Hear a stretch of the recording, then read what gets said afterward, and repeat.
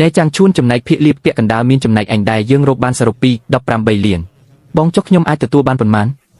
80000ឯងគ្រាន់តែជាចុងភៅទី2ធម្មតាទទួលខុសត្រូវតែឆាប់ប៉ុណ្ណោះប៉ុណ្ណេះសឹមជាបងប្អូនហើយមែនទេបងប្អូនអីចឹងបងទៅរកបងថ្លៃបងដែលជីមកចុងភៅចេះតែស៊ីកម្រៃជើងសានោះឲ្យមកកាន់វេកទៅភោជនីយដ្ឋានជារបស់ខ្ញុំដើមទុនក៏ជារបស់ខ្ញុំប្រាក់ខែប្រចាំឆ្នាំសម្រាប់ចុងភៅទី2នៅលើទីផ្សារគឺត្រឹមតែ5-60000ប៉ុណ្ណោះខ្ញុំឲ្យឯង80000គឺមានចិត្តស្មោះត្រង់ណាស់ហើយពេលបើកដំបូងបងនិយាយថាចែកភាគលៀបពាក់កណ្ដាលប្រាក់ខែប្រចាំខែនឹងទូទាត់នៅចុងឆ្នាំឥឡូវនេះ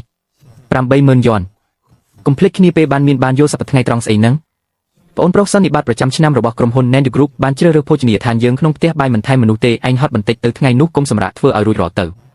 លីហើយវ៉ាងអឺហ្គោបានសរសើរខ្ញុំជាសាធារណៈនៅក្នុងពិធីជប់លៀងប៉ុន្តែបែរជាទៅប្រាប់អ្នកដទៃថាខ្ញុំជាសាច់ញាតិក្រីក្រមាត់របស់គាត់នេះមានតែខ្ញុំដែលជាមនុស្សស្មោះត្រង់ទេទើបត្រំបានកូនទទួលបានភាគលៀបហើយឬនៅបានប៉ុន្មានជាង2លានឯងគួរតែបានពាក់កណ្ដាលមែនទេម៉ែ80000រកបានជាង2លានរកបានជាង2លានហេតុអ្វីបានតែ80000នេះចាត់ទុកជាបងប្អូនបែបណាទៅភោជនីយដ្ឋានជារបស់គេដើមទុនក៏ជារបស់គេដែរខ្ញុំគ្រាន់តែជាចុងភៅរងម្នាក់ប៉ុណ្ណោះតូបនៅក្នុងក្រុងថ្លៃណាស់លុយប៉ុណ្ណេះមិនគ្រាន់ទេភ្នំដាណាននៅជីក្រុងមានទេសភាពស្អាតណាស់សមរម្យណាស់អាឡូស៊ូស្ដីលោកលីវតាផ្ទះចំការនៅភ្នំដាណានជីក្រុងនោះនៅលក់ទៀតទេកូនប្រុសបើកហាងដោយខ្លួនឯងម៉ាក់គាំទ្រកូនកុំឲ្យគេមើលងាយយើងឲ្យសោះកាលពី1ឆ្នាំមុនអឺហ្គាវបានទេទ្រូងនិយាយថាធ្វើការឲ្យល្អជាមួយខ្ញុំដល់ដល់ឆ្នាំខ្ញុំនឹងចែកភាគលៀបឲ្យពាក់កណ្ដាលខ្ញុំក៏ជឿឈ្គួតមែនរែងជួនឯងជាមិត្តតាំងពីតូចរបស់ខ្ញុំប្រកាសជាមិនធ្វើបាបឯងទេមានទុករួមទុកមានសុខរួមសុខមានទុករួមទុកជារឿងពិតតែមានសុខមិនអាចរួមសុខក៏ជារឿងពិតដែរបងប្អូនបែបនេះមិនបាច់ធ្វើក៏បានដែរខ្ញុំបើកហាងដោយខ្លួនឯងទីតាំងហាងគឺនៅភ្នំដែលនងផ្ទះមើលរួចរាល់ហើយឲ្យតែឯងសម្រេចចិត្តទៅបានហើយម៉ែគ្រាន់តែបារម្ភថាកន្លែងនោះវាដាច់ស្រយាលពេកម៉ែភ្ញៀវនឹងមកមិនខានទឹកដៃរបស់ខ្ញុំដឹងច្បាស់ក្នុងចិត្តអាឡូបងប្អូនកុំភ្លេចមកកំងគ្រឿងផ្សំសម្រាប់ពិធីជប់លៀងប្រចាំឆ្នាំនៅថ្ងៃស្អែកណាបងថ្លៃខ្ញុំជាអ្នករៀបចំបើឯងមិនអស់ចិត្តទេទៅជួយមើលទៅដឹងហើយពិធីជប់លៀងប្រចាំឆ្នាំដ៏លំបាកនោះទុកឲ្យបងថ្លៃគេទៅយកមុខយកមាត់ចុះខ្ញុំមិនបំរើទៀតទេផ្ទះបូករួមទាំងការតុបតែងនិងសម្ភារៈផ្ទះបាយសរុបទាំងអស់600,000លោកយ៉េងកន្លែងនេះដាច់ស្រយាលគ្មានអ៊ីនធឺណិតទេរដូវរងាត្រជាក់ហើយសាមខ្លាចតែបើកហាងបាយរកស៊ីមិនស្រួលទេភ្ញៀវនឹងមកមិនខានខ្ញុំធ្វើម្ហូបអស់រយៈពេល8ឆ្នាំហើយខ្ញុំដឹងថាអ្វីទៅជាអាជីរោះដ៏ឈ្ងុយឆ្ងាញ់អូខេឲ្យតែលោកសម្រេចចិត្តទៅបានហើយចុះកិច្ចសន្យារួចផ្ទះនេះជារបស់លោកហើយលោកយ៉េងតម្លៃសរុបផ្ទះបូករួមទាំងការតុបតែងគឺរៀងខ្ពស់បន្តិចអិនទៀនរួមអាចអនុម័តបានសម្ពាធនៃការបង់ប្រាក់ប្រចាំខែនឹងមានទំហំធំណាស់ត្រូវការ540,000ចែកជា5ឆ្នាំបង់ប្រាក់ប្រចាំខែ1800តើអ្នកប្រកាសទេរៀបចំវាជាមួយគ្នាទៅខ្ញុំអាចទ្រាំបានកូនប្រុសនេះគឺជាទ្រព្យសម្បត្តិទាំងអស់របស់ម៉ែនិងពុកកូនយកទៅចុះពុកម៉ែកូនមិនអាចយកបានទេនេះគឺជាលុយសម្រាប់ចិញ្ចឹមជីវិតពេលចាស់ជរារបស់ពុកម៉ែយកទៅបើកហាងបាយត្រូវចំណាយច្រើនណាស់កូនគឺជាកូនប្រុសរបស់ពុកម៉ែមិនចង់ឃើញកូនមិនទៀបខ្លួនទៅអង្វរគេនោះទេអរគុណពុកអរគុណម៉ែកូននឹងខំប្រឹងបើកហាងបាយឲ្យបានល្អនីតិវិធីរួចរាល់ហើយបន្តនៅទេស្អាត1ខែ1800មិនអាចយឺតសំបីតែ1សេនពិបាកប៉ុន្តែផ្លូវនេះត្រូវតែដើរមិនបានជួបគ្នាជាច្រើនឆ្នាំក៏ភ្លេចមិត្តរួមថ្នាក់ចាស់បាត់ទៅហើយការចងចាំរបស់អ្នកអន់ពេកហើយអ្នកគឺជាហេនីវការផ្លាស់ប្ដូរធំពេកហើយពិតជាចំណាំមិនបានមែនណែខ្ញុំមានឈ្មោះស៊ីវឈូមិនអនុញ្ញាតឲ្យហៅហេនីវទៀតទេអ្នកណាឲ្យខ្ញុំឥឡូវនេះប្រែជាស្អាតបែបនេះទៅចុះហេតុអ្វីបានជាអ្នកនៅទីនេះឮថាអ្នកនឹងវ៉ាងអឺកោចូលហ៊ុនគ្នាបើកភោជនីយដ្ឋាននៅក្នុងក្រុងធ្វើជាមួយចុងភៅមែនទេខ្ញុំបានទិញផ្ទះចាស់មួយនៅឯកំពូលភ្នំនោះដើម្បីរស់នៅបែបឯកោទិញនៅទីនោះដើម្បីបើកហាងបាយមែនទេទីនេះដាច់ស្រយាលណាស់ផ្លូវក៏ពិបាកដើរតាមមានភ្ញៀវមកពីណាអ្នកកុំឆេវឆាវមួយពេលអីខ្ញុំមិនមែនឆេវឆាវទេជំនាញធ្វើម្ហូបរបស់ខ្ញុំអាចរងចាំភ្ញៀវបានចាំងជួនហេតុអ្វីបានជាអ្នកមិនលើកទូរស័ព្ទរហូតអញ្ចឹងល្ងាចនេះមកញ៉ាំបាយនៅផ្ទះខ្ញុំឆ្នាំនេះរកលុយបានចូលមកផឹកជាមួយគ្នាអាឡូវ៉ាងអឺកោខ្ញុំគឺស៊ីវឈូការជួបជុំមិត្តរួមថ្នាក់ចាស់ហេតុអ្វីមិនហៅខ្ញុំផងខ្ញុំបានឮថាចំនួនរបស់អ្នកនឹងចាំងជួនកំពុងតែរីកចម្រើនខ្លាំងណាស់រួចរាល់ហើយទៅជាមួយគ្នាប៉ុន្តែបានព្រមព្រៀងគ្នាហើយណាមិនអនុញ្ញាតឲ្យហៅខ្ញុំថាហ៊ីនីវនៅចំពោះមុខអ្នកអតីតទេមិនហៅទេមកក៏មកចោះយកផ្លែឈើមកធ្វើអ្វីអូនេះគឺជាចុងភៅរងម្នាក់នោះមែនទេ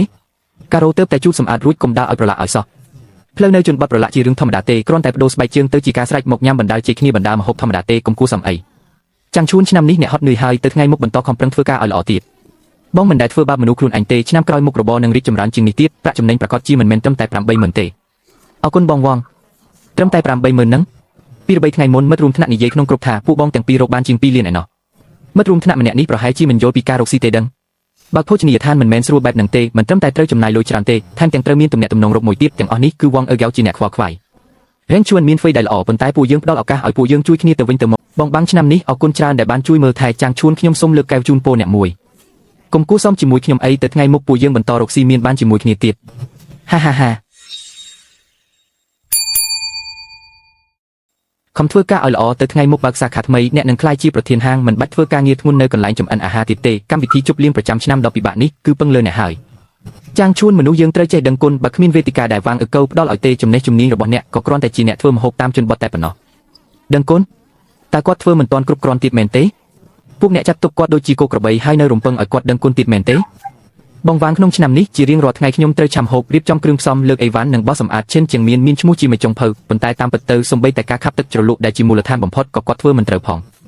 ងអូបងថ្លៃគាត់គ្រាន់តែមានការធ្វេសប្រហែសបន្តិចបន្តួចប៉ុណ្ណោះដូច្នេះហើយទើបត្រូវការឲ្យអ្នកជួយជ្រោមជ្រែងអ្នកទាំងពីរត្រូវសហការគ្នាចាងឈួនកុំគិតច្រើនអីគ្រួសារត្រកូលវាងរបស់យើងមិនដែលប្រមានអ្នកដែលខំធ្វើការនោះទេប៉ុន្តែក៏ត្រូវនិយាយពីការលះបង់និងផលតបស្នងដែរទោះបីជាចំណេះជំនាញរបស់អ្នកល្អយ៉ាងណាក៏ដោយក៏ត្រូវតែមានវេទិកាសម្រាប់បង្ហាញដែរវេទិកានេះគឺវាងអើកោជាអ្នកផ្ដល់ឲ្យអ្នកប្រាក់ចំណេញជាង2លានប៉ុន្តែឲ្យភាគលាភតែ80000ហើយថែមទាំងត្រូវបានគេមើលងាយបែបនេះទៀតតើគាត់ត្រូវទ្រាំនឹងភាពអយុត្តិធម៌ប៉ុណ្ណាទៅបងវាងឆ្នាំនេះអរគុណសម្រាប់ការមើលថែអរគុណហើយជូនពរអ្នកកុំគូសំជាមួយខ្ញុំអីបន្តរកស៊ីមានបានទៅរែងជួនកុំភ្លេចទៅកំងគ្រឿងផ្សំសម្រាប់ពិធីជប់លៀងប្រចាំឆ្នាំនៅថ្ងៃស្អែកវានឹងចាប់ផ្ដើមនៅខាងស្អែកហើយនេះគឺជាការបញ្ជាទិញដ៏ធំមួយដឹងហើយបងវងខ្ញុំមានរឿងផ្ទាល់ខ្លួនរបស់ខ្ញុំហើយអំបញ្ញមិញអ្នកស្ទើរតែបង្ហាញសัญลักษณ์បៀអស់ទៅហើយតើអ្នកមិនខ្លាចគាត់ខឹងទេខ្លាចអីខ្ញុំគ្មានអ្វីត្រូវបាត់បង់ទៀតទេឃើញខ្ញុំមិនចង់ទ្រាំទៀតទេខ្ញុំចង់ធ្វើវាដោយខ្លួនឯងខ្ញុំជួយអ្នកប្រឹងប្រែងឡើងខ្ញុំគ្រប់គ្រងអ្នកពេលហាងរបស់អ្នកបើកខ្ញុំនឹងទៅធ្វើការឲ្យអ្នកមកហើយរែងជួនទីបំផុតអ្នកមកដល់ហើយគ្រឿងផ្សំសម្រាប់ទូទាំង8នេះខ្ញុំបានរៀបចំទុកជាមុនមិនបាច់ទេទៅថ្ងៃមុខក៏មិនបាច់ដែរតើឯងមានន័យថាម៉េចខ្ញុំជប់ធ្វើហើយភាពជាដៃគូវៀងពួកយើងបញ្ចប់ត្រឹមនេះបែកបាក់គ្នាឯងនិយាយលេងអីហ្នឹងបើឯងមិនធ្វើតើឯងអាចទៅណាបានចុះភោជនីយដ្ឋានរបស់ខ្ញុំធ្វើម៉េចទៅភោជនីយដ្ឋានរបស់ខ្ញុំបើកសម្ពោធនៅថ្ងៃនេះភ្នំដាលូសានភោជនីយដ្ឋានថងហ្វូឯងបើកហាងតើឯងបានដើមទុនមកពីណាឯងមានលុយប៉ុន្មានក្នុងដៃខ្ញុំមិនដឹងមែនទេ80000យន់ហ៊ានបើកភោជនីយដ្ឋានឯងឈួតហើយមែនទេបងវាងភោជនីយដ្ឋានជារបងកិច្ចសន្យាក៏ជារបស់បងដែរភោជនីយដ្ឋានស៊ីនហៃត្រកូលវាងមិនមែនត្រកូលចាំងទេកិច្ចសន្យារបស់ណានទូបានកំណត់មេចុងភៅគឺបងថ្លៃរបស់បងចិនជាងមីនមិនមែនខ្ញុំទេវាមិនពាក់ព័ន្ធនឹងខ្ញុំទេបងថៃខ្លួនផងខ្ញុំមានការទៅមុនហើយឯងត្រឡប់មកវិញភ្លាមបើថ្ងៃនេះឯងហ៊ានដើរចេញពីទ្វារនេះខ្ញុំនឹងធ្វើឲ្យឯងរស់នៅក្នុងទីក្រុងនេះមិនកើតគុំសង្ឃឹមថាភោជនីយដ្ឋានរបស់ឯងអាចបើកបានឲ្យសោះរួចរាល់ហើយមើលចុះស្លាកយីហោនេះយ៉ាងម៉េចដែរភោជនីយដ្ឋានថងហ្វូចូលហាងគឺជាភ្ញៀវញ៉ាំបាយទៅជាមួយគ្នាចែករំលែកសុភមង្គលជាមួយគ្នាឈ្មោះគឺបងជាអ្នកដាក់អក្សរគឺខ្ញុំជាអ្នកសរសេរចាប់ពីថ្ងៃនេះទៅនេះគឺជាហាងរបស់បងហើយអាចារ្យចង្ក្រានក្នុងផ្ទះបាយរបស់ឯងមុំណាស់ធានាថាប្រើបានរាប់សិបឆ្នាំអរគុណពូភ្លើងចង្ក្រាននេះច្បាស់ជាអាចធ្វើម្ហូបឆ្ងាញ់បានចាប់ពីថ្ងៃនេះទៅនេះគឺជាសមរភូមិរបស់ខ្ញុំមិនមែនទេគឺជាសមរភូមិរបស់ពួកយើងគ្រាន់តែពឹងលើដៃទាំងពីរនេះពឹងលើម្ហូបដែលខ្ញុំធ្វើ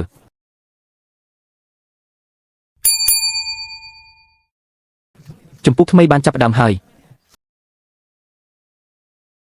យគឺពិតជាចង់ហត់ឥតប្រយោជន៍មែនចាំមើលទៅមិនយូរប៉ុន្មានទេមុខជាត្រូវត្រឡប់ទៅធ្វើការឲ្យគេវិញមិនខាន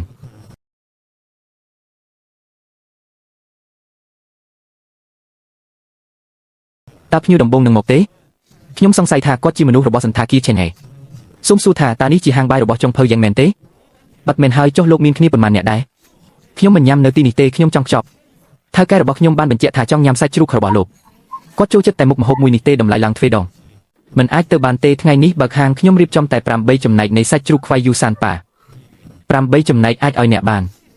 8ចំណែកក៏8ចំណែកចុះអរគុណចុងភៅចាងតម្លៃប៉ុន្មានលោកអាចដាក់តាមចិត្តគាត់ឲ្យលុយច្រើនបែបនេះច្បាស់ជាមានបញ្ហាហើយមិនថាអ្នកណាទិញទេការរកស៊ីគឺការរកស៊ីបើខាងបាយមិនអាចដេញភ្ញៀវបានទេអូយសាច់ជ្រូកខ្វៃនោះដើមឡើយគឺសម្រាប់ពួកយើងញ៉ាំមែនទេគេទើបតែរៀបចំរួចក៏ត្រូវបានគេទិញក្នុងតម្លៃខ្ពស់បាត់ទៅហើយលោកពូអ្នកមីងទាំងអស់គ្នាខ្ញុំបានត្រៀមសាច់ជ្រូកខ្វៃមួយចំណែកសម្រាប់គ្រប់តោតាំងពីដំបូងមកម្លេះចាំងជួននិយាយមិនខុសទេសាច់ជ្រូកខ្វៃ8ចំណែកនោះដើមឡើយមិនមែនជារបស់តពូយើងទេចំណែករបស់ពួកអ្នកបានត្រៀមទុកឲ្យរួចរាល់ហើយមិនបាត់ទៅណាទេអូយពួកយើងគ្រាន់តែនិយាយលេងសាច់ប៉ុណ្ណោះក្មួយចាងកុំប្រកាន់អីពួកយើងដឹងពីស្នាដៃហើយល្អខ្លាំងណាស់ការលក់លើកដំបូងទទួលបានជោគជ័យមិនថាអ្នកណាទិញទេយ៉ាងហោចណាស់ក៏មានអ្នកទទួលស្គាល់ម្ហូបនេះដែរប្រាប់ខ្ញុំមកតើបានអញ្ជើញលោកគ្រូលីមករនៅឲ្យលុយប៉ុន្មានក៏ឲ្យដែរឲ្យតែគាត់អាចមកបាននៅថ្ងៃនេះមិនកាត់ទេរសជាតិមិនត្រូវទេមិនមែនជារសជាតិនោះតតែសោះម្នាក់ចាងឈួននោះច្បាស់ជាលាក់បាំងជំហានសំខាន់ពីខ្ញុំហើយលើកនោះគឺយ៉ាងឈួននៅក្បែរខ្ញុំបង្រៀនខ្ញុំធ្វើខ្លួនខ្ញុំផ្ទាល់ខ្ញុំមិនអាចធ្វើវាបានទេខ្ញុំពិតជាខ្វាក់ភ្នែកណាស់ដែលសង្ឃឹមលើអ្នកឆ្លោះគ្នាធ្វើអីឥឡូវនេះមិនមែនជាពេលដែលត្រូវឆ្លោះគ្នាអញទេតាហាងរបស់យ៉ាងឈួនមិនមែននៅ Dimension ទេអីទៅទិញសាច់ជើងជ្រូករបស់គេឲ្យតែទិញ10ចំណែកឲ្យក្រុមប្រឹក្សាភិបាលនិងថ្នាក់ដឹកនាំជាន់ខ្ពស់ហូបបុគ្គលិកនៅខាងក្រោមមិនដឹងអីទេត្រូវហើយទិញ10ចំណែកមុខម្ហូបដែលនៅសល់ខ្ញុំជាអ្នកធ្វើបន្លំឲ្យតែរួចខ្លួនទៅបានហើយ តើមុខម្ហូបផ្សេងទៀតរបស់អ្នកអាចធ្វើបានទេខ្ញុំបានរៀនជាមួយយ៉ាងជួនយូរហើយមុខម្ហូបមូលដ្ឋានខ្ញុំនៅតែចេះ8រកមនុស្សឲ្យខ្ញុំរកមេចុងភៅឡៃនៃលេងហេឡូគាត់បានរៀនធ្វើសាច់គាត់ទៅយូរហើយធ្វើដៃមិនអន់ទេប្រញាប់ទៅបងទី2 1សែនវ៉ាងអើកើនិយាយថាឲ្យតែបងអាចជួយសង្គ្រោះស្ថានភាពបាន1សែនតម្លៃខ្លួនបង 50,000 នៅសល់ 50,000 ទៀតជារបស់ខ្ញុំបានហើយសៀវឈិនចេះធ្វើជំនួញណាស់ព្រមព្រៀងលោកប្រធានវ៉ាងកុំបារម្ភម្ហូបជើងជ្រូកខ្វៃនេះខ្ញុំស្រាវជ្រាវយូរហើយមិនហ៊ានថានឹងដូចបេះបទេយ៉ាងហោចណាស់ក៏ដូច 90% ដែរធានាថានឹងធ្វើឲ្យលោកពេញចិត្តបើគ្មានចាងឈួនទេខ្ញុំវ៉ាងអើកើនៅតែអាចរៀបចំសន្និសីទណានទូបានយ៉ាងល្អឥតខ្ចោះចាំមើលទៅ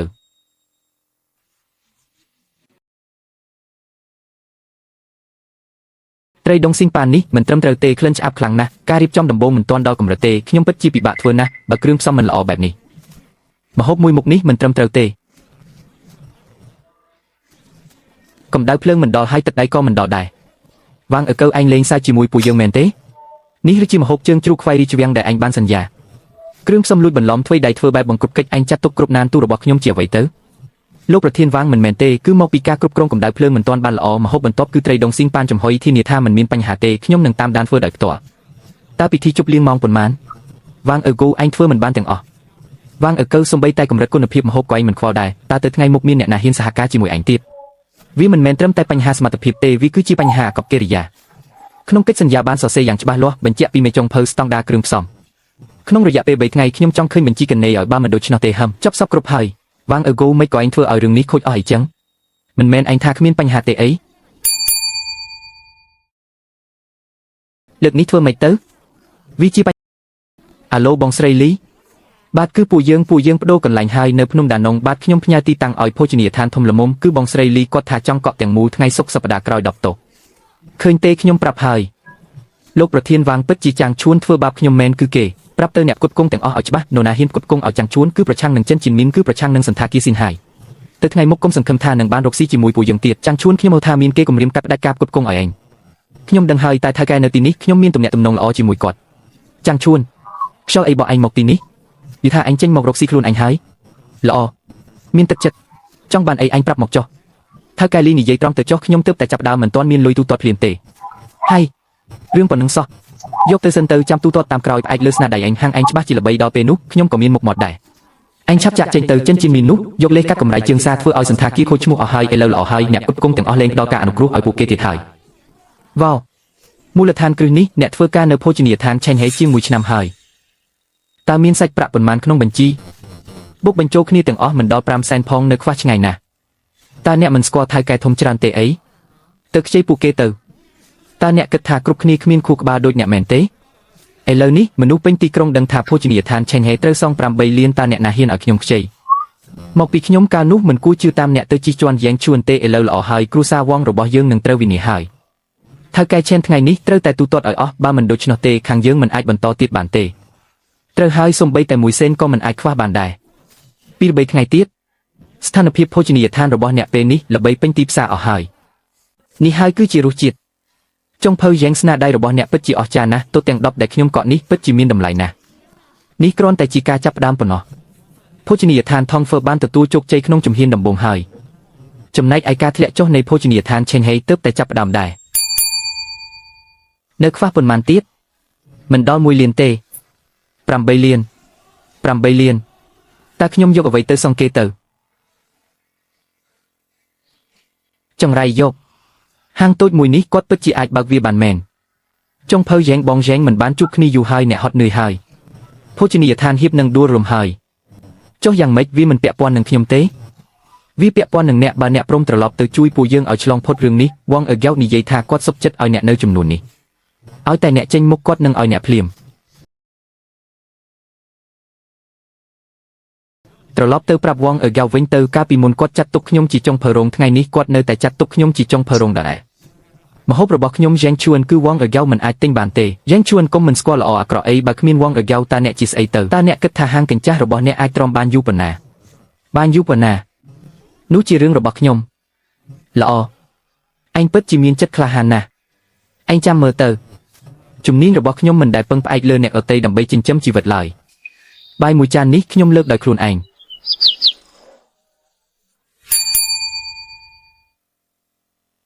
បើដាក់លក់ផ្ទះតើអាចលក់បានប៉ុន្មាន លោកវងបើលក់ប្រញាប់តម្លៃប្រហែលជាបានតែ 70% នៃតម្លៃទីផ្សារប៉ុណ្ណោះប្រហែលជាង3លានលោកឡានក៏លក់ដែរអ្វីដែលលក់បានលក់ទាំងអស់ទៅខ្ញុំធ្លាប់ប្រាប់ហើយថាមនុស្សនឹងត្រូវវាបកវិញដោយសារការកេងប្រវ័ញ្ចអញធ្វើដាក់យ៉ាងជួនហួសហេតុពេកហើយឥឡូវនេះកម្មពៀមកដល់ហើយតើអញកាន់អ្វីនៅក្នុងដៃតើរបស់ទាំងនោះជារបស់ដែលខ្ញុំឲ្យអញមែនទេអញនៅចង់រត់ទៀតមែនទេជួយផងរត់ទៅទាំងអស់គ្នាទៅយ៉ាងណាក៏ដោយអ្វីក៏លែងមានដែរ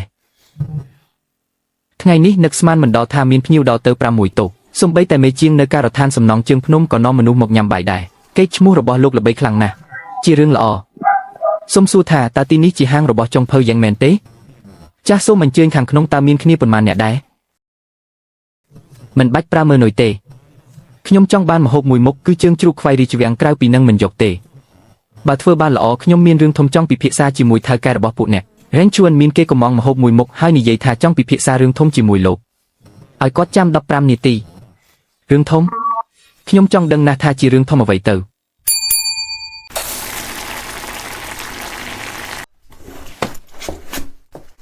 ក្នុងវ័យរបស់ខ្ញុំនេះធ្លាប់ដើរគ្រប់ទីរបស់ឆ្ងាញ់អីក៏ធ្លាប់ញ៉ាំដែរ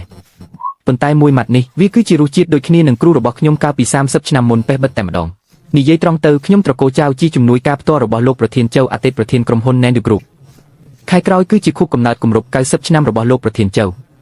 គាត់ជាមនុស្សរើសចំណីណាស់ពេញមួយក្រុងណានឈឹងចុងភៅដែលអាចធ្វើឲ្យគាត់ពេញចិត្តបានគឺមានតិចតួចបំផុតខ្ញុំបានប្រាប់គាត់ថាទើបតែរកឃើញយុវជនម្នាក់ដែលពូកែធ្វើម្ហូបរីជ្វាំងគាត់ចង់ជួបអ្នកលោកប្រធានជៅចង់ឲ្យខ្ញុំទៅធ្វើជាមេចុងភៅមែនទេបាទជាពិធីជប់លៀងឯកជនអញ្ជើញតែសាច់ញាតិនិងមិត្តភក្តិជិតស្និទ្ធបំផុតប៉ុណ្ណោះ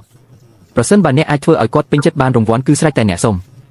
លើសពីនេះរាល់ការរៀបចំអាហារសំខាន់របស់ Nandu Group នៅពេលអនាគតនឹងផ្ដល់អាទិភាពដល់ភោជនីយដ្ឋាន Thongfer របស់អ្នកក្រុមហ៊ុន Nandu Group ប្រធានចាស់តើនេះមិនមែនជាសញ្ញានៃការងើបឡើងវិញទេ3ថ្ងៃក្រោយមកអាហារមួយពេលដែលសំខាន់ជាងការប្រជុំប្រចាំឆ្នាំរបស់ Nandu គឺខួបកំណើតគម្រប់90ឆ្នាំរបស់ប្រធានយ៉ាវវាមិនត្រឹមតែជាការប្រកួតប្រជែងប៉ុណ្ណោះទេប៉ុន្តែក៏ជាឱកាសផងដែរទៅលើកនេះបើមិនហោះឡើងខ្ពស់ទេក៏ត្រូវចាប់ផ្ដើមសារជាថ្មីដែរទំនិញមួយឡូតនេះមិនអាក្រក់ទេថៅកែលេនពិតជាយកចិត្តណាស់ពិតណាស់អ្នកគឺជាស្លាកសញ្ញារបស់គាត់ហើយអណ្ដាតកម្រិតដូចជាលោកប្រធានយ៉ាវចាស់មិនអាចមានការបោកប្រាស់អ្វីឡើយគ្រប់យ៉ាងត្រូវតែធ្វើឲ្យបានល្អបំផុតទៅធ្វើពិធីជប់លៀងខួបកំណើតឲ្យប្រធានយ៉ាវរែងជួនអ្នកពិតជាចេះតោងមេឃខ្ពស់មែនទៅប្រាប់គេទៅថាភោជនីយដ្ឋាន Denanchen Thongfer ប្រើគ្រឿងផ្សំមិនស្រស់មានអ្នកហូបទៅឈឺពោះផ្សព្វផ្សាយឲ្យកាន់តែទូលំទូលាយកាន់តែល្អអ្នកទាំងពីរត្រូវបានបញ្ជូនមកដោយជំនួយការយ៉ាវមែនទេផ្ទះបាយរបស់ខ្ញុំអាចមើលបានគ្រប់ពេលចុងភៅយ៉ាងពិតជារហ័សរហួនណាស់ទៅមើលផ្ទះបាយខាងក្រោយទៅគ្រឿងផ្សំទាំងអស់មានវិក្កយបត្រទិញនិងវិញ្ញាបនបត្របញ្ជាក់ប្រភពដើមធ្វើថ្មីប្រារាល់ថ្ងៃមិនទុកឲ្យឆ្លងយប់ឡើយគ្មានបញ្ហាទេមើលចុះមានគេកំពុងឡាយផ្ទាល់មាននរណាម្នាក់កំពុងផ្សព្វផ្សាយពាក្យចាំអារាមនៅក្នុងទីផ្សារថាម្ហូបរបស់យើងមិនស្អាតមានសុទ្ធមិនខ្លាចភ្លើងទេចំពោះពាក្យចាំអារាមបែបនេះការតបដ៏ល្អបំផុតគឺធ្វើម្ហូបឲ្យល្អឥតខ្ចោះហេងឈីស្វាគមន៍ប្រធានយ៉ាវកំពុងរងចាំនៅខាងក្នុងហើយផ្ទះបាយនេះល្អជាងផ្ទះបាយខាងក្រោយរបស់ភោជនីយដ្ឋានឆេងយឺទៅទៀតពិតណាស់យើងមិនអាចធ្វើឲ្យបាក់មុខបានទេស៊ុបមួយមុខកំណត់ជោគវាសនាបង្កាត់ភ្លើងថ្ងៃនេះបានអញ្ជើញយុវជនម្នាក់មកឮថាគាត់ធ្វើសាច់ជ្រូកខ្វៃបានឆ្ងាញ់ជាងចុងភៅលួងកាលពីមុនទៅទៀតហាចង់មើលភាគបន្តមែនបើចង់មើលភាគបន្តបងជួយខមមិនហើយ share ម្នាក់មួយមក AI ម្នាក់នេះនឹងសន្យាថាចេញឲ្យមើលហានេះគឺជារសជាតិនោះហើយកាលពីមុនពេលដែលខ្ញុំនៅកាន់តំណែងនេះគឺជាម្ហូបពិតប្រាកដដែលខ្ញុំធ្លាប់ញ៉ាំលោកប្រធានឆៅមុខម្ហូបទី2ជើងជ្រូកខ្វៃរីជ្វាំងល្អខ្ញុំមិនបានញ៉ាំជើងជ្រូកខ្វៃដែលមានរសជាតិដើមបែបនេះអស់រយៈពេល30ឆ្នាំមកហើយយុវជនចាប់ពីថ្ងៃនេះទៅរាល់ការជប់លៀងអាជីវកម្មសំខាន់ទាំងអស់របស់ក្រុមហ៊ុន Nandu នឹងត្រូវប្រគល់ឲ្យអ្នកជាអ្នករៀបចំលោកប្រធានយ៉ាវពិតជាមានចិត្តមេត្តាណាស់ខ្ញុំមានសំណូមពរតែមួយគត់គឺនៅក្នុងផ្ទះបាយមានតែខ្ញុំម្នាក់គត់ដែលមានសិទ្ធិសម្រេចហើយគ្រឿងផ្សំត្រូវតែប្រើរបស់ដែលល្អបំផុតល្អនិយាយបានល្អណាស់ជំនួយការយ៉ាវរៀបចំកិច្ចសន្យាភ្លាមទៅចាប់ពីពេលនេះទៅការផ្គត់ផ្គង់អាហាររបស់ក្រុមហ៊ុន Nandu នឹងត្រូវប្រគល់ឲ្យមេចុងភៅយ៉ាងនេះហើយ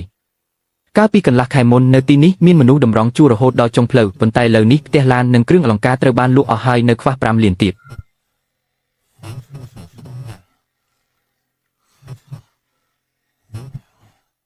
លោកវងពេលវេលានៅសល់តែ10ថ្ងៃទៀតប៉ុណ្ណោះបើប្រមូលលុយមិនគ្រប់ទេយើងនឹងធ្វើការប្តឹងផ្តល់ជាផ្លូវការឥឡូវនេះយ៉ាងជួនមានទំនាក់ទំនងជាមួយលោកប្រធានឆៅហើយ ឲ្យតែគាត់ព្រមជួបខ្ញុំឲ្យតែគាត់ព្រមជួយខ្ញុំចាំបន្តិចមហូបនឹងមកដល់ភ្លាមហើយមិនប្រញាប់ទេសាច់ជ្រូកចិញ្ច្រាំរសជាតិត្រីសម្រាប់ទៅលេខ3រួចរាល់ហើយរែងជួនតើឯងមកទីនេះធ្វើអីរែងជួនខ្ញុំខុសហើយខ្ញុំសុំទោសឯងសូមជួយខ្ញុំផងឲ្យខ្ញុំធ្វើជាឆ្កែឯងក៏បានដែរនេះមិនមែនជាអ្នកដែលមានត្រកូលផេងទេអី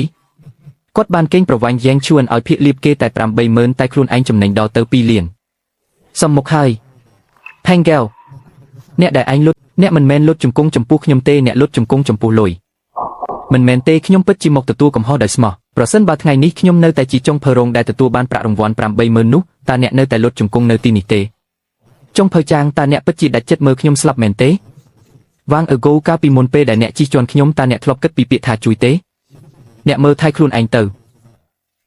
លោកប្រធានវ៉ាងពាក្យបណ្ដឹងត្រូវបានព្រៀងរួចរាល់ហើយខាងវ៉ាងអឺហ្គោអាចបញ្ជូនបានយ៉ាងច្រើន3លានកាលពីមុនប្រសិនបើគាត់ព្រមប្រព្រឹត្តល្អចំពោះចុងភើចាំងនោះក៏មិនដល់ថ្នាក់នេះដែរបំភ្លេចវាចុះបញ្ជូនទៅវ៉ាងអឺហ្គោនៃភោជនីយដ្ឋានស៊ីនហៃជំពាក់បំណុលយ៉ាងច្រើនចាប់ពីថ្ងៃនេះទៅទ្រព្យសម្បត្តិទាំងអស់របស់ភោជនីយដ្ឋាននេះនឹងត្រូវរឹបអូសកន្លែងដ៏ល្អមួយបែរជាបាត់បង់ទៅវិញបាត់បង់ទៅល្អវ៉ាងអឺហ្គោនោះមិនមែនជាអ្នករកស៊ីទេគឺពឹងផ្អែកលើចុងភើចាំងទាំងអស់ចាប់ពីពេលនេះទៅក្នុងវិស័យម្ហូបអាហារនៅណានឈឹងនឹងលែងមានភោជនីយដ្ឋានស៊ីនហៃនឹងលែងមានវ៉ាងអឺហ្គោទៀតហើយ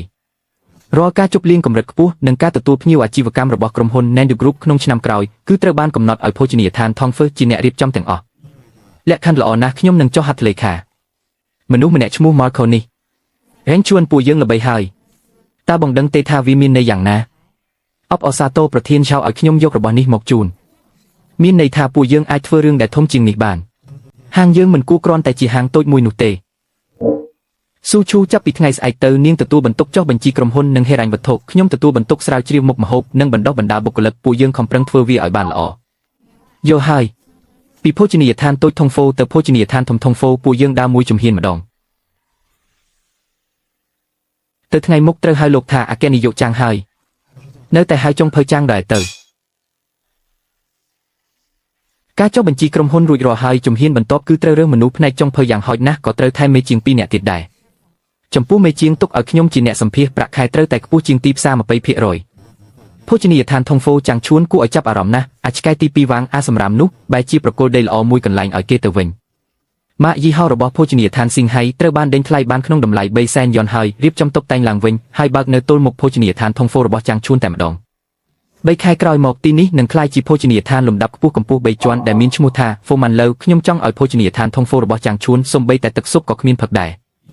សង្គ្រាមដែលគ្មានផ្សែងកាំភ្លើងចិត្តនឹងចាប់ផ្ដើមឡើងរវាងភោជនីយដ្ឋានថុងហ្វូនិង Foman Low ហើយនាងមើលព័ត៌មាននេះមើលមហាវិថីណានសាននោះមិនមែនជាផ្លូវនៅមុខផ្ទះយើងទេអីគឺនៅចំផ្លូវបំបែកដំបូងគេបង្អស់នៃផ្លូវចុះពីភ្នំរបស់យើងអាគារ3ជាន់ធំជាងយើង5ដងនេះមិនមែនសំដៅលើពួកយើងទេអីគេមានអាគារ3ជាន់ហើយថែមទាំងមកដណ្ដើមភ្ញៀវនៅមុខផ្ទះយើងទៀតនេះចង់បង្ខំឲ្យពួកយើងស្លាប់មែនទេទៅស៊ើបមើលថាអ្នកទិញដ៏អាចកំបាំងនោះជាអ្នកណាអ្នកដែលដេញថ្លៃយកម៉ាកយីហោនោះត្រកូលជីនឈ្មោះជីនដាហៃពីមុនធ្លាប់បើកភោជនីយដ្ឋានសង្វាក់ចំនួន10នៅណានឈឹងទើបតែត្រឡប់មកវិញថ្មីនេះធ្វើមនុស្សសាហាវណាស់វីរៈសាហាវមិនបង្អង់ដៃទេឯងត្រូវតែប្រយ័ត្ន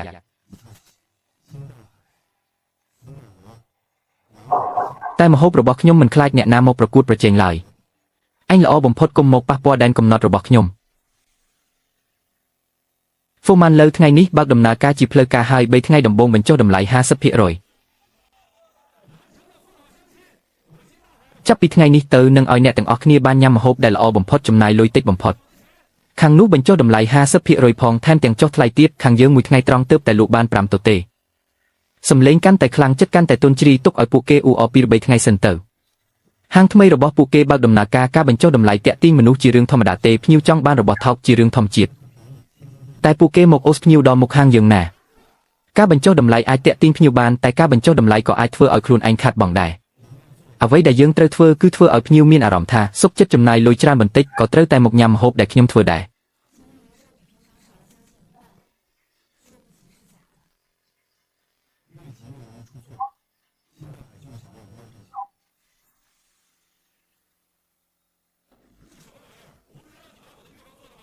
ថៅកែរូបមុននិងសមាមាត្រគ្រឿងផ្សំដែលលោកឲ្យមកខ្ញុំមិនសូវច្បាស់លាស់ទេថែមទាំងការបញ្ចុះតម្លៃ 50% ធ្វើឲ្យចំនួនម្ហូបច្រើនពេកភ្លើងពិតជាមើលមិនទាន់មែន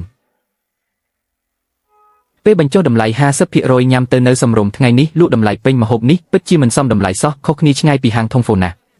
ត្រូវហើយពួកយើងទៅញ៉ាំនៅហាងធំហ្វូវិញទៅលើកក្រោយកុំហៅខ្ញុំមកទីនេះទៀតចាំងឈួនពេញទៀតហើយនៅមាត់ទ្វារនៅមានភ្ញៀវតម្រង់ជួរទៀតឬថាចាំកន្លះម៉ោងក៏សុខចិត្តដែរដឹងហើយប្រាប់អ្នកបម្រើឲ្យយកស៊ុបផ្លែមើជូរជូនភ្ញៀវដែលកំពុងតម្រង់ជួរម្នាក់មួយចានសិនទៅហាងយើងជាអ្នកប៉ាវ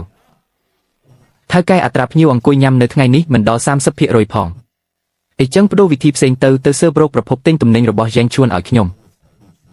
ទិន្នន័យនៃការផ្លាស់ប្ដូរទៅនៅថ្ងៃនេះកើនឡើង 40% បើធៀបនឹងពេលដូចគ្នាកាលពីសប្តាហ៍មុន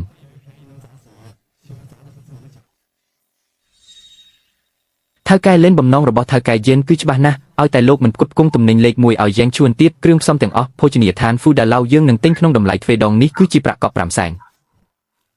យកវាទៅវិញទៅខ្ញុំលេង Jaren មិនធ្វើរឿងថោកទាបបែបនេះទេត្រឡប់ទៅប្រាប់យិនដាហេទៅថាទំនិញរបស់មេចុងភៅយ៉ាងខ្ញុំនឹងផ្គត់ផ្គង់ឲ្យដាច់ខាតបើគេហ៊ានប្រើល្បិចថោកទាបសមាគមយកឆែងរបស់ខ្ញុំក៏មិនមែនងាយនឹងប៉ះពាល់ដែរបាត់អញ្ជើញលោកពូយ៉ាវទើបតែទេមកប្រាប់ថាចាប់ពីថ្ងៃស្អែកទៅគាត់មិនអាចផ្គត់ផ្គង់គ្រឿងក្រៀមឲ្យយើងបានទៀតទេលោកពូយ៉ាវម្នាក់នោះជាមនុស្សចិត្តស្លូតមិនបន្ទោសគាត់ទេតែគាត់បាននិយាយអ្វីផ្សេងទៀតទេ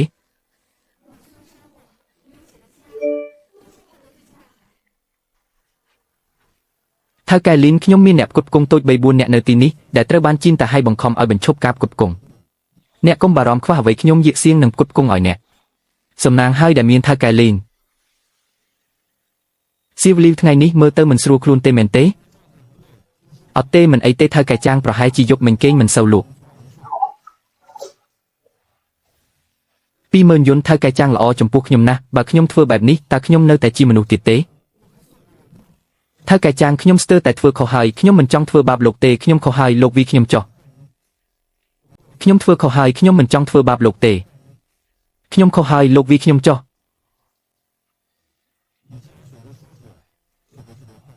ស្អែកយកលុយទៅសងគេវិញទៅហើយប្រាប់ថាធ្វើមិនបានសម្រេចទៅថ្ងៃមុខខំធ្វើការជាមួយខ្ញុំឲ្យល្អខ្ញុំមិនធ្វើបាបមនុស្សស្មោះត្រង់ទេតែបើពួកគេមករករឿងខ្ញុំមេក្រឡុំក៏មានខ្ញុំជួយទប់ដែរទៅថ្ងៃមុខបើមានអ្នកណាហ៊ានមករករឿងអញទៀតប្រាប់ខ្ញុំផ្ទាល់មកហេតុអីសៀវជួយខ្ញុំអញ្ចឹងជីនដាហៃចាត់មនុស្សមកសូកប៉ាន់គេឲ្យដាក់ថ្នាំគេបានសារភាពប្រាប់ខ្ញុំហើយអាជីនដាហៃនេះពិតជាពីស្ពលណាស់ពួកយើងប្តឹងប៉ូលីសទៅ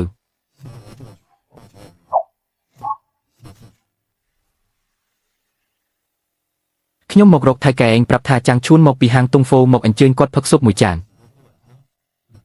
មេចុងភៅចាំងមកជូនស៊ុបដោយផ្ទាល់ខ្លួនឯងតើខ្លាចហើយមែនទេ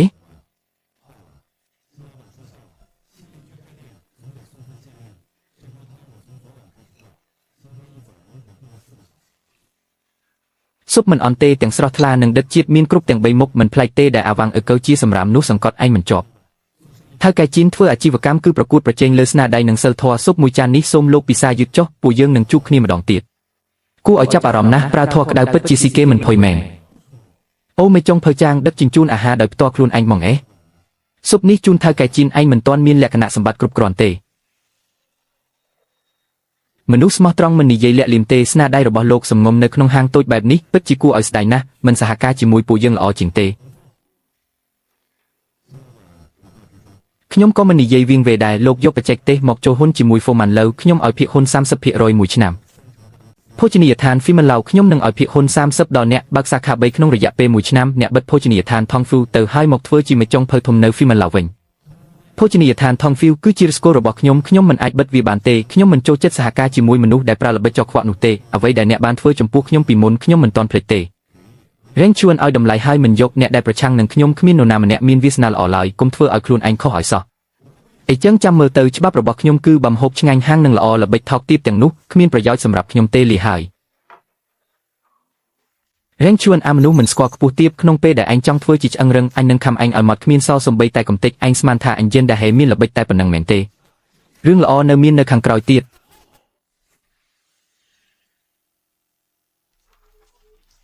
រែងជួនមនុស្សរបស់យិនដែលហេបានមករកខ្ញុំកាលពីម្សិលមិញពួកគេបានស្ទាក់ខ្ញុំនៅមាត់ទ្វារផ្សារទំនើបតែម្ដងតើគេឲ្យតម្លៃប៉ុន្មានបានជាធ្វើឲ្យអ្នកខឹងខ្លាំងម្ល៉េះ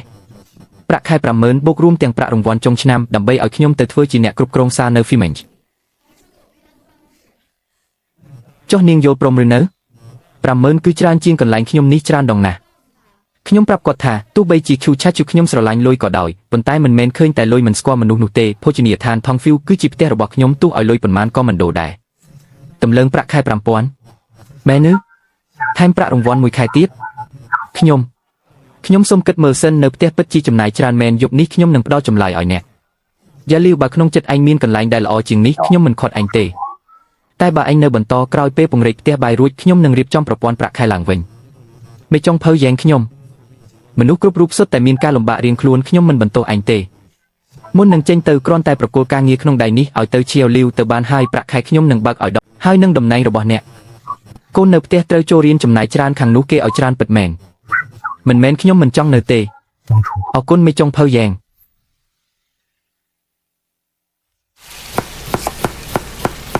តើឯងហាន់ស្អីហ្នឹង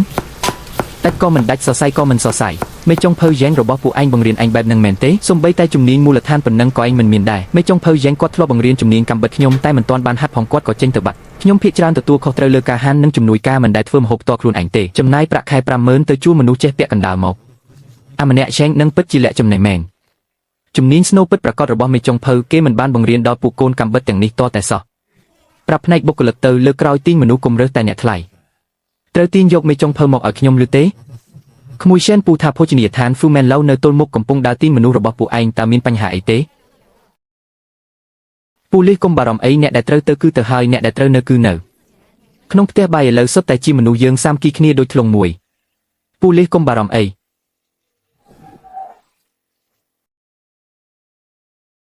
កញ្ញាសេនមានគេឲ្យពួកយើងមកប្រាប់ពាក្យខ្លះចាក់ចេញពីសន្តាគារ Thongview ចាក់ចេញពីយ៉ែងជួន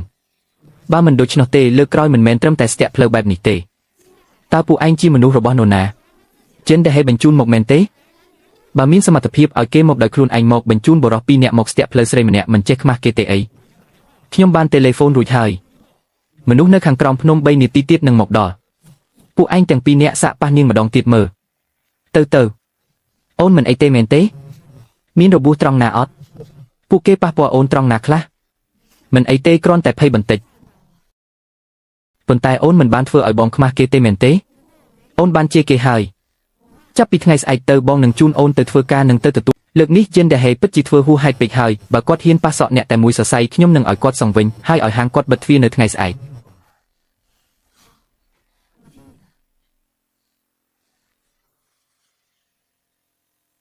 រៀបចំប្រវត្តិមិនល្អពីមុនរបស់ហាងយិនដែលហេទាំងអស់មកសរសេរតែការពិតទៅបានហើយហាងណាខ្លះធ្លាប់មានបញ្ហាមានគេប្តឹងផ្ដោយ៉ាងម៉េចហើយដោះស្រាយបែបណាយើងមិនអាចលេងខ្វក់ដូចគាត់បានទេប៉ុន្តែត្រូវឲ្យមនុស្សគ្រប់គ្នាដឹងពីការពិតចាស់ខ្ញុំទ្រាំរឿងនេះយូរហើយយើងប្រើការពិតវិបកទៅគាត់វិញខ្ញុំមានបងប្អូនជីដូនមួយម្នាក់ធ្លាប់ធ្វើការនៅក្នុងហាងរបស់គាត់ពីមុនមកគាត់ចាំច្បាស់ណាស់ថាភ្ញៀវតាណាខ្លះញ៉ាំហើយឈឺពោះក្អួតចង្អោរក្នុងរយៈពេល1ឆ្នាំពេញយើងមិនចង់បានអ្វីច្រើនទេគ្រាន់តែចង់ឲ្យអ្នកក្នុងរង្វង់ការងារដឹងពីប្រវត្តិគាត់ឲ្យអស់មិនបាច់បន្ថែមបន្ថយទេគ្រាន់តែលាតត្រដាងរឿងចាស់ទាំងនោះមកក៏ល្មមឲ្យគាត់ហត់នឿយដែរអ្នកណាជាអ្នកធ្វើ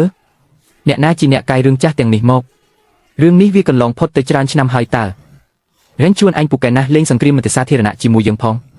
បើអញលេងចំហបែបនេះកុំបន្ទោសយើងថាមានល្បិចអខ្វក់ឲ្យសោះអញគិតថាកាយរឿងចាស់អាចកំទេចយើងបានមែនទេយើងយិនដែលអាចចូលជើងបានដល់សប្តាហ៍ថ្ងៃនេះមិនមែនដោយសារសំណាងនោះទេរែងជួនមើលចុះក្នុងគ្រប់កំពុងតែផ្ទុះការភ្ញាក់ផ្អើលហើយ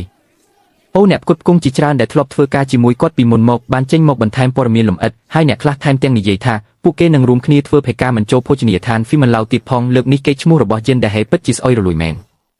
លទ្ធផលសម្រេចបានហើយប៉ុន្តែកុំធ្វេសប្រហែសឲ្យសោះគាត់ខាត់បងបែបនេះច្បាស់ជាមានការវាយបកមកវិញមិនខានយើងត្រូវរក្សាទុកភស្តុតាងទាំងអស់ដែលគួររក្សាទុកលោកយិនដែលហេបានដាក់ពាក្យបណ្ដឹងទៅតុលាការរួចហើយដោយហេតុផលថាអ្នកបានផ្សព្វផ្សាយព័ត៌មានមិនពិតនៅលើបណ្ដាញសង្គមដែលប៉ះពាល់ដល់កេរ្តិ៍ឈ្មោះរបស់គាត់ទាមទារឲ្យអ្នកសុំទោសជាសាធារណៈនិងសងការខូចខាតសេដ្ឋកិច្ចចំនួន200,000 យ៉នហាចង់មើលភាពបន្តមែនបើចង់មើលភាពបន្តបងជួយខមមិនហើយ share ម្នាក់មួយមក AI ម្នាក់នេះនឹងសន្យាថាចេញឲ្យមើលហាអ្វីដែលបានសរសេរនៅក្នុងឯកសារនេះគឺជាអ្វីដែលបានកើតឡើងពិតប្រាកដ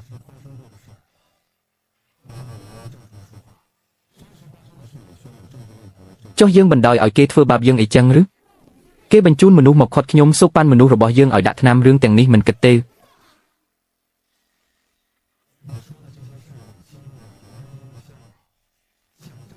គេគ្រាន់តែចង់ពន្យាពេលឲ្យអ្នកអស់កម្លាំងប៉ុណ្ណោះហាងថ្មីទើបតែនឹងឈរជើងបានរឹងមាំរឿងក្តីត្រូវតែប្តឹងហាងក៏ត្រូវតែបើកខ្ញុំមិនជឿថាអំពើអាក្រក់អាចឈ្នះអំពើល្អនោះទេបើខ្លួនយើងត្រង់មិនបាច់ខ្លាចស្រមោលវិកនោះទេផ្ទុយទៅវិញរឿងដែលគេបានធ្វើយើងក៏អាចស៊ើបអង្កេតបានដែរលោកប្រធានយ៉ាវ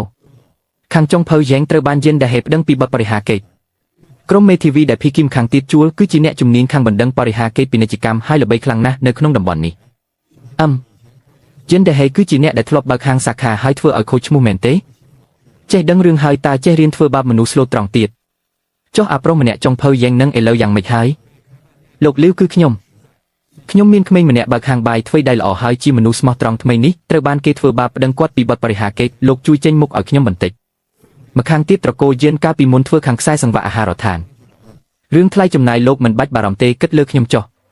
បាត់ខ្ញុំឲ្យគេទៅរកលោកនៅថ្ងៃស្អែករែងជឿប្រធានឆៅឲ្យខ្ញុំមករឿងក្តីនេះខ្ញុំទទួលហើយល្បិចតិចតួចរបស់យិនដែលហេមិនគ្រប់គ្រាន់នៅក្នុងភ្នែកខ្ញុំទេខ្ញុំបានឲ្យគេទៅដកស្រង់កំណត់ត្រាពាណិជ្ជកម្មនិងសំណុំរឿងបណ្ដឹងកាលពីឆ្នាំនោះហើយមេធាវីលីនាំទុកលំបាកឲ្យលោកហើយថៅកែយិនមេធាវីដែលខាងយ៉ែងជួនជួគឺលីយួនឈិនអតីតប្រធានសមាគមមេធាវីក្រុងណានឆឹងកំណត់ត្រារបស់គាត់ប្រកបរបរ40អាចាងជួននឹងតើវាបានស្គាល់មនុស្សធំណាគេទៅវាគ្រាន់តែជាអ្នកឆាម្ហូបម្នាក់សោះតើវាមានសិទ្ធិអីលោកចាងអ្នកស្រីសិនខាងថៅកែជីនបន្ទាប់ពីបានពិចារណាយ៉ាងម៉ត់ចត់គឺគាត់យល់ព្រមស្នើសុំការសម្រុះសម្រួលក្រៅប្រព័ន្ធតុលាការពេលវេលារបស់អ្នកទាំងអស់គ្នាសុទ្ធតែមានតម្លៃមិនចាំបាច់បន្តបែបនេះទៀតទេ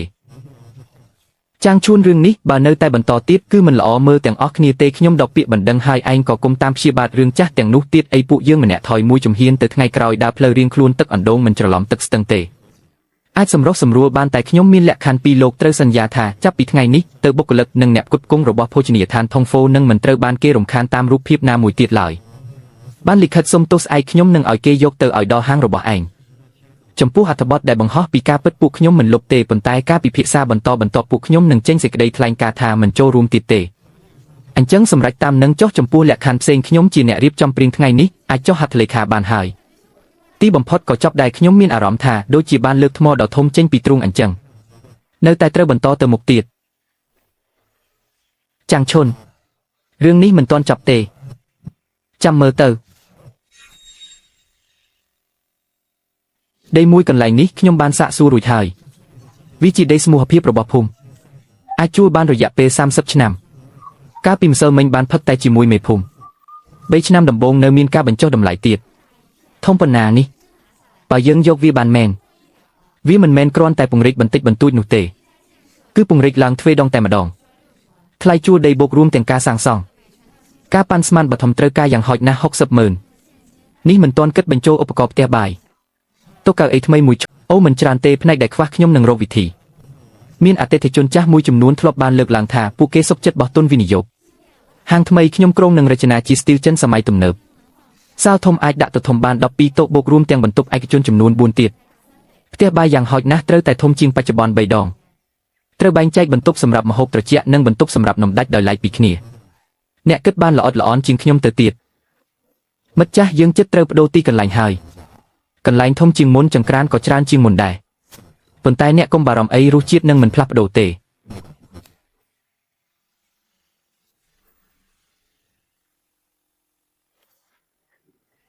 ចុងភៅយ៉ែងលើថាអ្នកចង់ពង្រីកហាងមែនទេជារឿងល្អតើខ្ញុំចូលហ៊ុន100,000,000មិនបាច់ចែកភាគលាភទេតែ3ឆ្នាំក្រោយសងដើមវិញមកបានហើយបងស្រីលៃ100,000,000មិនមែនជាចំនួនតិចតួចទេតើបងមិនពិចារណាម្ដងទៀតទេមិនបាច់ពិចារណាទេចរិតលក្ខណៈរបស់ចុងភៅយ៉ែងគឺមានតម្លៃស្មើនឹងចំនួននេះចុងភៅយ៉ែងអ្នកបើកហាងតើខ្ញុំមិនគាំទ្រយ៉ាងម៉េចកើតនេះគឺ80,000អ្នកយកទៅចុះមិនបាច់គិតការប្រាក់ទេពេលណាមានលុយចាំសងក៏បាននេះជាប្រាក់100,000ដែលអ្នកធ្វើបានយ៉ាងល្អលីជា100,000ថៅកែលីន80,000លោកវាងនិងអ្នកផ្សេងទៀត70,000សរុប250,000បំពេញចន្លោះខ្វះខាតបានហើយដូច្នេះហាងនេះខ្ញុំត្រូវតែធ្វើឲ្យធំនិងធ្វើឲ្យល្អបំផុតមិនអាចឲ្យពួកគេខកបំណងចំពោះការទុកចិត្តនោះទេ3ខែក្រោយមកទីនេះនឹងក្លាយជាថងហ្វូថ្មីប្រធានហាងបំពង់ផ្សែងក្នុងផ្ទះបាយត្រូវតែបន្ថែមទំហំមួយលេខទៀតហើយជម្រាលនៃប្រឡាយបង្ហូរទឹកត្រូវតែធំជាងធម្មតាកន្លះពិន្ទុទៅថ្ងៃមុខពេលបើកចង្ក្រានគឺមានជាង10ខ្លាចថាការបញ្ចេញផ្សែងមិនគ្រប់គ្រាន់ ថៅកែហាងនៅខាងមុខនោះកំពុងពង្រីកបន្ថែម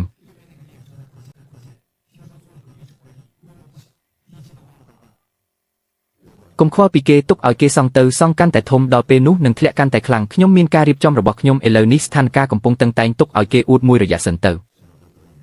នៅទីនេះនឹងដាក់ចង្ក្រានភ្លើងខ្លាំងមួយជួរនៅទីនេះដាក់ឆ្នាំងចំហុយជាប់ជញ្ជាំងគឺជាកន្លែងដាក់គ្រឿងទេសខ្ញុំចង់ឲ្យមេចុងភើគ្រាន់តែងាយខ្លួនគឺអាចយករបស់គ្រប់យ៉ាងបានបងរៀបចំប្លង់ផ្ទះបាយដូចជាសមរភូមិអញ្ចឹងប៉ុន្តែបែបនេះពិតជាចំណេញកម្លាំងមែនចេញម្ហូបក៏លឿនជាងមុនដែរមែនហើយផ្ទះបាយគឺជាសមរភូមិរាល់វិនាទីគឺជាលុយហើយក៏ជាកេរ្តិ៍ឈ្មោះដែរ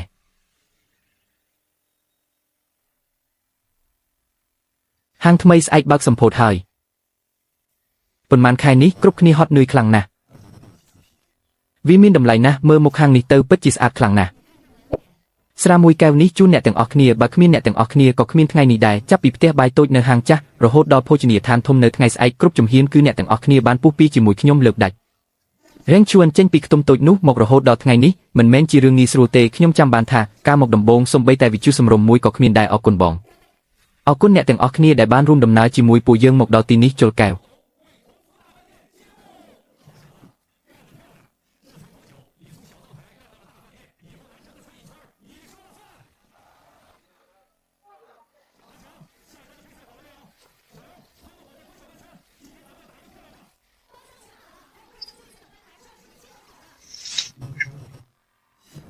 រសជាតិឆ្ងាញ់គឺការឡើងមួយកម្រិតម្ដងក្មេងម្នាក់នេះបានយល់ច្បាស់ពីជំនាញហើយលោកតាឈូប្រាប់ខ្ញុំពីប្រវត្តិរបស់មេចុងភៅយ៉ាងបន្តិចមកខ្ញុំចង់ហៅគេទៅសន្តាគាររបស់ខ្ញុំកុំគិតរឿងនឹងអីព្រះអង្គនេះអ្នកឯងហើយមិនទៅទេ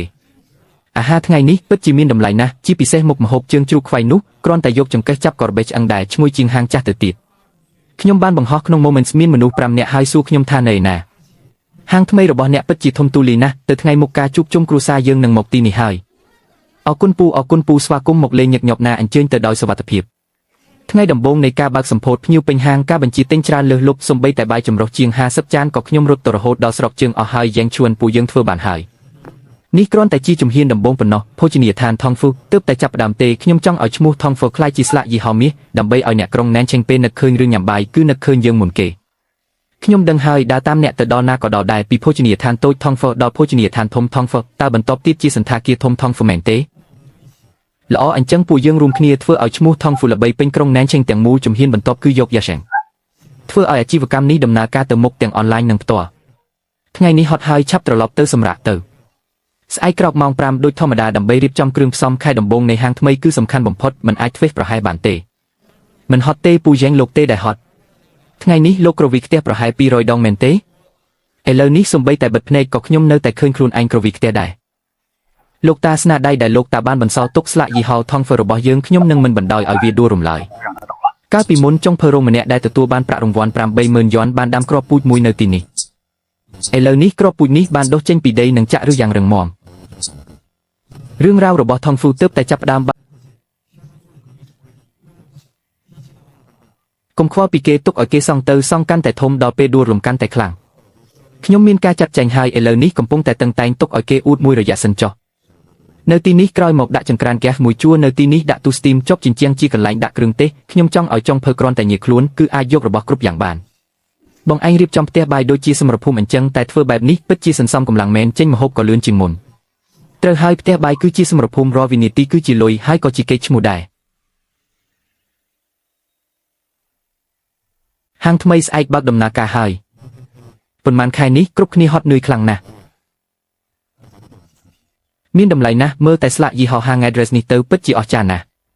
កែវនេះជូនចំពោះអ្នកទាំងអស់គ្នាបើគ្មានអ្នកទាំងអស់គ្នាក៏គ្មានថ្ងៃនេះដែរពីផ្ទះបាយតូចនៅហាងចាស់រហូតដល់ភោជនីយដ្ឋានធំនៅថ្ងៃស្អែកគ្រប់ជំហានគឺអ្នកទាំងអស់គ្នារួមសុខរួមទុក្ខជាមួយខ្ញុំលើកដាច់ចាំងឈួនដើរចេញពីខ្ទមតូចនោះរហូតមកដល់ថ្ងៃនេះមិនងាយស្រួលទេខ្ញុំចាំបានថាការមកដំបូងសំបីតែវិទ្យុសំរុំមួយក៏គ្មានដែរអរគុណដែលនាំពួកយើងដើរមកដល់ទីនេះចូលកែវសូមគោរពអញ្ជើញលោកប្រធានក្រុមប្រឹក្សាភិបាលឡើយនៃគ្រប់ណានទូលោកប្រធានចៅឡើងកាត់ខ្សែបូសម្ពោធភោជនីយដ្ឋានធំថងហ្វូល្អណាស់ក្មួយប្រុសធ្វើបានល្អណាស់មិនទាន់បានប៉ុន្មានផងឯងធ្វើតាំងពីចង្ក្រានតូចរហូតដល់ភោជនីយដ្ឋានធំទៅថ្ងៃមុខវិស័យម្ហូបអាហារនៅណានឈឹងគឺឯងជាអ្នកសម្រេចហើយអាឆាំងម្ហូបបន្ទាប់រៀបចំរួចរាល់ហើយឬនៅសៀវលីវភ្លើងស៊ុបបន្ថយពាក់កណ្ដាលទៀតថ្ងៃនេះពួកយើងត្រូវតែធ្វើឲ្យបានល្អបំផុតបន្ទប់ VIP ពេញអស់ហើយនៅមានភ្ញៀវរងចាំនៅកន្លែងសម្រាប់ទៀតពួកគេថានឹងចាំញ៉ាំម្ហូបដែលបងឆាប់តដៃ អ្នកទាំងអស់គ្នាសាកប្លក់ទឹកស៊ុបនេះមើលរសជាតិឆ្ងាញ់ រដងបានពិបាកបត់ជើងមុខមានឈាមបងប្អូនដោះសាច់ខាងក្នុងលៀនសាច់មកខាងក្រៅបត់ជើងមុខតឹងក្តាំងក្តៀតទេគឺ 3+ និង Fiber 3+ ពីរមុខនោះគឺជួយបានហ្មង